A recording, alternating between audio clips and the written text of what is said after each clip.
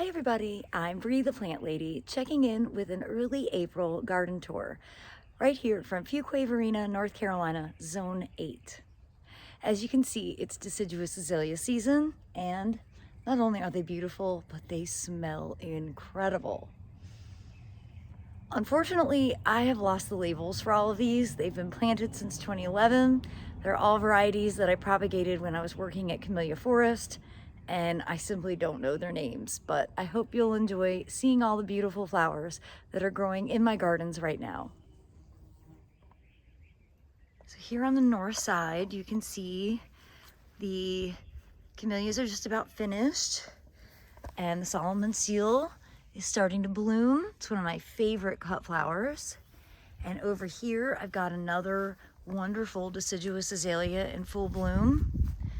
This is an Ostrinum form, and they did all have labels. I can't find them. And I'd have to go through old catalogs to find their names, but they are wonderful. I do want to point out something that's a bit concerning. I have a lot of seed on this Osmanthus, and I was actually just thinking about doing the thing that I like to do because I overplant, and actually just cutting it all the way down to the ground before the seed ripens, and then letting it reflush much smaller. It's way too big for this spot. I did not anticipate that this was going to get this size, and well, I know it won't die, but I really don't want all of this seed to start germinating. I'm actually quite concerned that Osmanthus might become somewhat of a seedy invasive plant for me, and I never thought those words would come out of my mouth.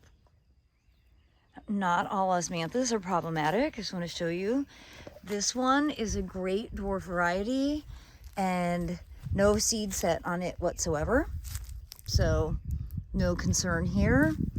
And actually same thing with this one. No seed set.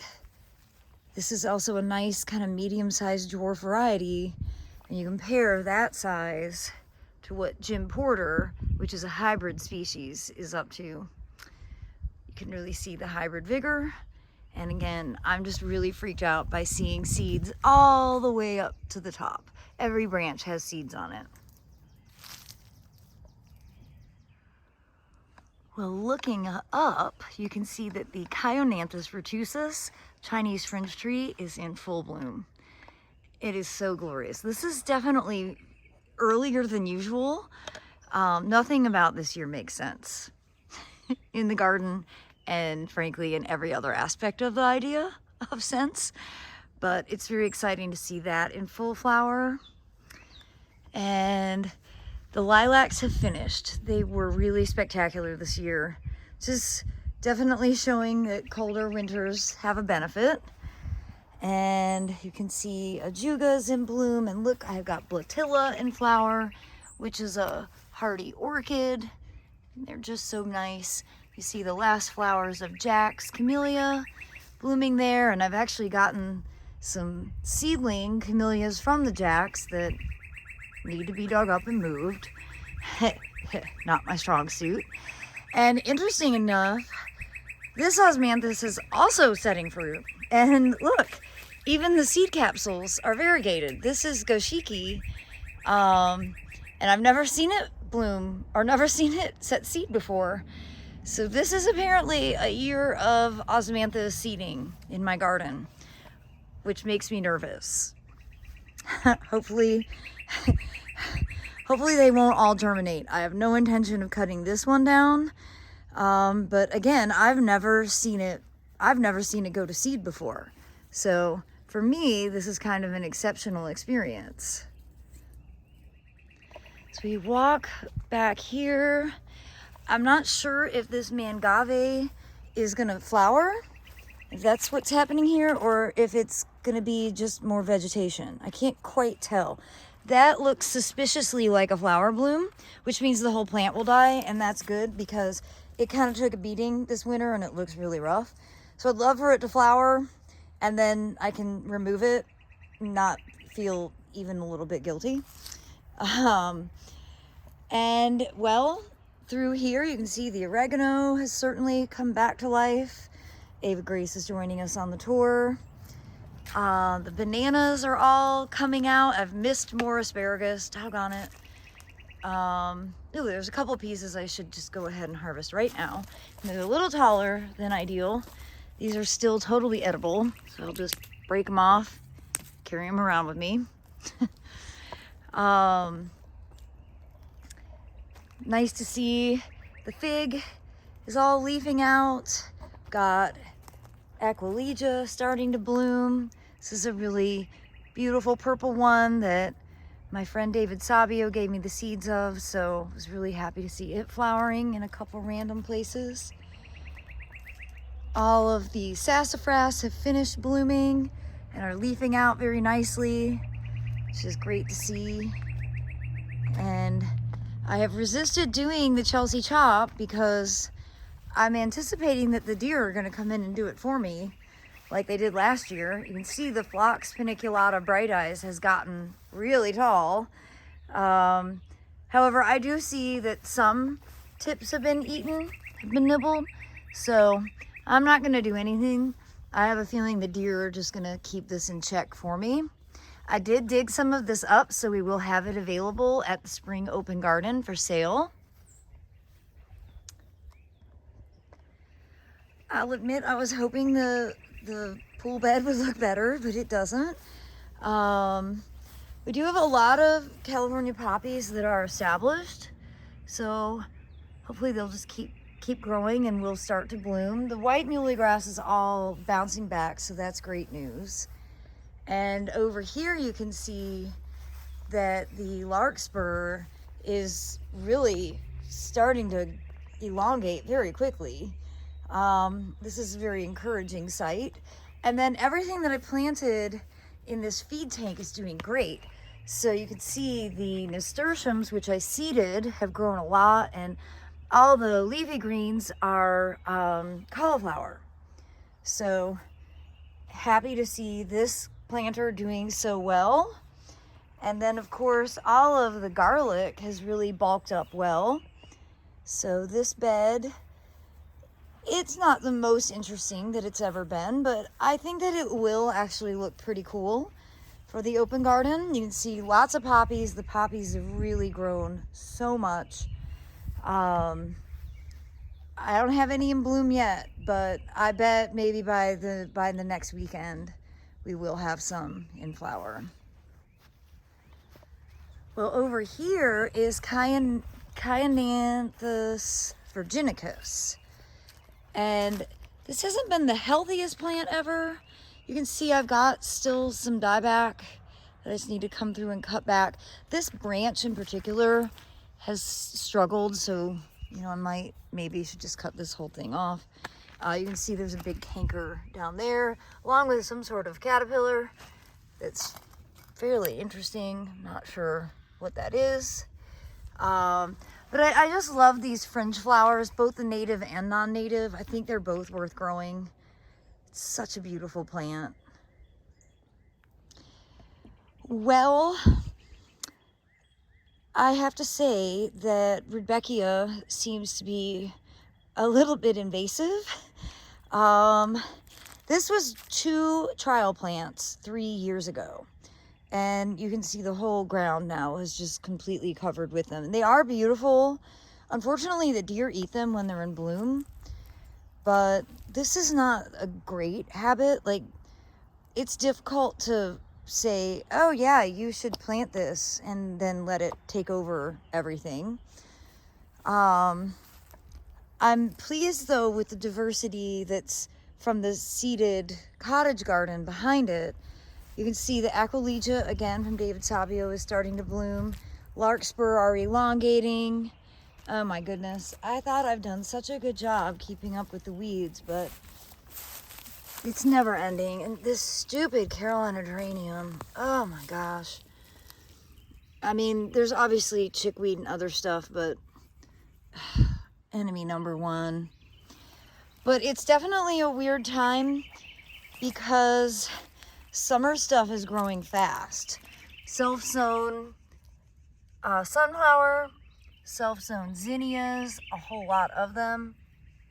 So it's gonna be it'll be interesting navigating these beds with so much cool season stuff that's sort of behind schedule and summer stuff that's actually way ahead of schedule.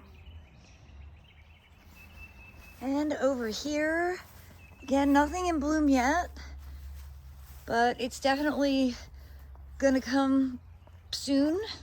I see poppy flowers, so it really is just a matter of days before these start to bloom. There's more. So that's exciting. I know right now it looks not awesome. I fully recognize that. But honestly, when they start to bloom, you can kind of ignore the chaos of them growing in the walkway, or at least I can, because I appreciate their flowers so much. Great to see that the persimmons are leafing out, and they'll actually be in bloom pretty soon. And this border with lots of sedum, low maintenance, that's the goal. The higher maintenance thing are the persimmons, and you see they sucker all around. That's from their rootstock, but those are easy enough to cut off. And this border, again, no flowers yet, but great progress. Super pleased to see. Oh look, there's a cute little frog down there in the mix. Lots of stuff going on in here, and I've not put out mosquito dunks yet, so I need to for sure, because you can't really see the camera, but there's a lot. There's tadpoles, but then there's probably other bad stuff growing in this pond as well. So I've got to get my BT dunks out and start taking control of the situation.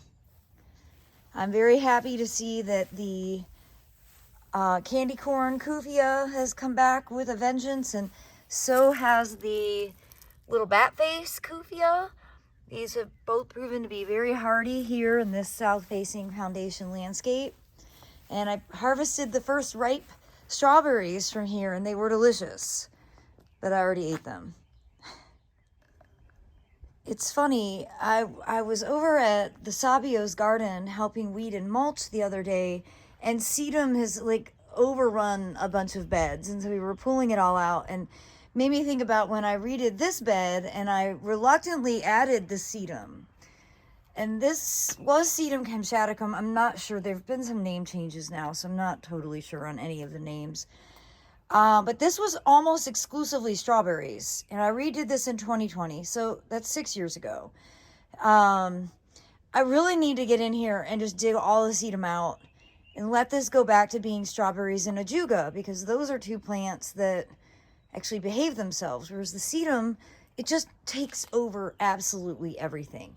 Another plant that takes over everything is the lemon balm, Melissa officinalis, and that was also not intended to be in this border. So I think one day when I'm frustrated, which is basically every day that I wake up as an American in 2026, I just need to come out here with a shovel, do some much needed maintenance. Well, it's exciting to see that the Phlomis fruticosa is starting to show some flower color. And this border, the bachelor buttons are starting to elongate. The clumps of grains really do look great.